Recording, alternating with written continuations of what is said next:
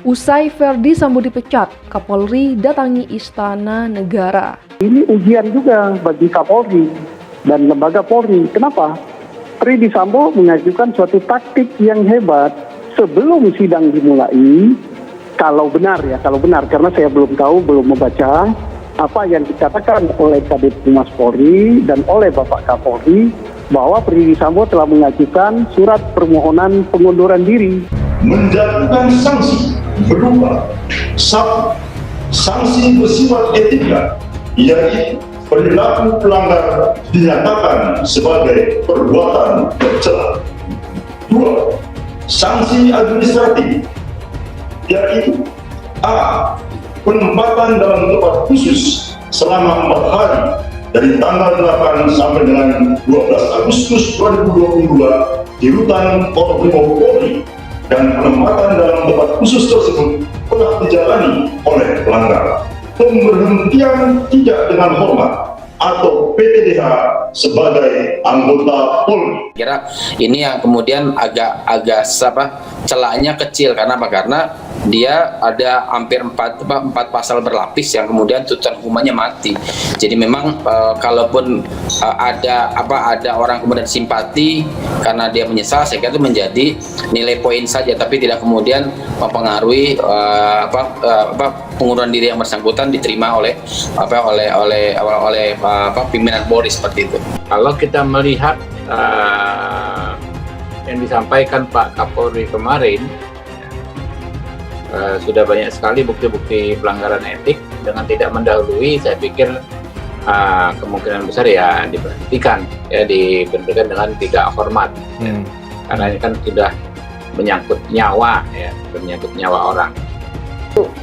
IPW mendorong permohonan dari Pak FS ini tidak menjadi pertimbangan dulu, jadi ditunda dulu memberikan pertimbangan terhadap permohonan tersebut, atau bahkan kalau menurut saya permohonan ini ditolak,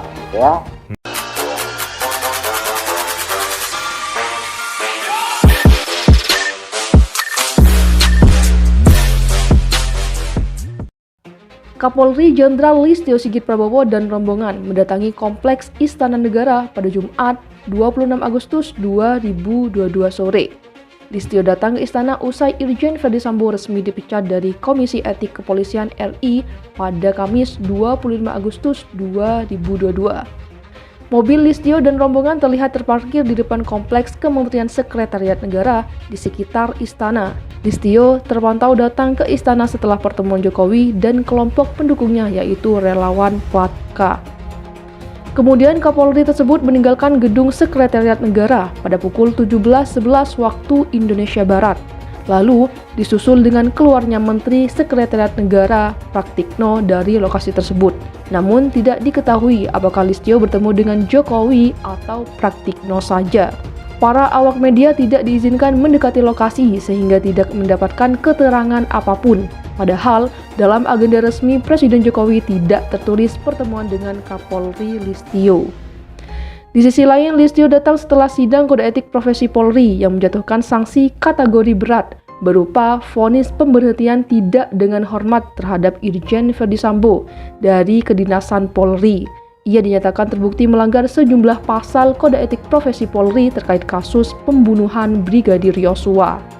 Perilaku pelanggar dinyatakan sebagai perbuatan tercela, ujar Komjen Pol Ahmad Doviri, Ketua Komisi yang juga Kabak Intelkam Polri yang tengah membacakan putusan sidang di gedung TNCC Mabes Polri. Verdi Sambo pun menyatakan banding atas putusan vonis tersebut.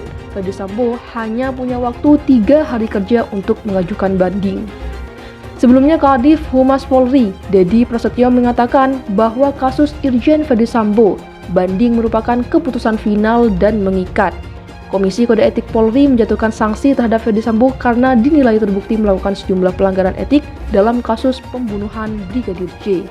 Ia dianggap merekayasa hingga menghalangi penyidikan kasus tersebut. Pemberhentian tidak dengan hormat terhadap Verdi Sambo sebagai anggota Polri, terang Kepala Badan Intelijen dan Keamanan, Komjen Ahmad Doviri selaku pimpinan sidang pada Jumat 26 Agustus 2022.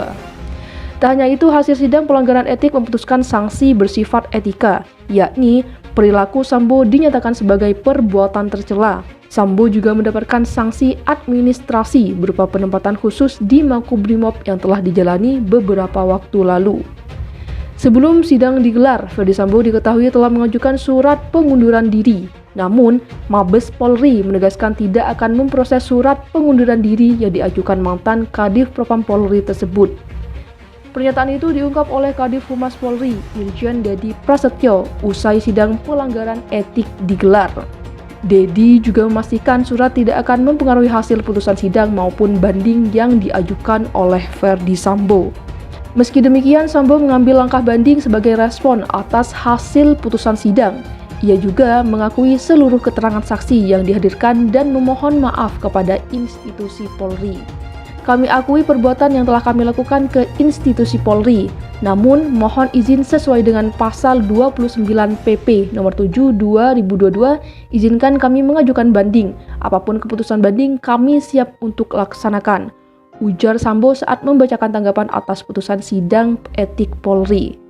Dalam sidang ini terdapat 15 saksi yang dihadirkan. Dedi menjelaskan saksi yang hadir terbagi menjadi 3 klaster sesuai peran masing-masing dalam kasus pembunuhan terhadap Brigadir Yosua.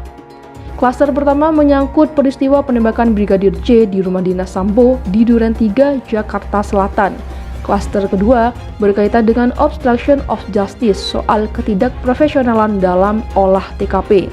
Sementara itu, klaster ketiga berkaitan dengan obstruction of justice dalam konteks merusak atau menghilangkan alat bukti berupa CCTV.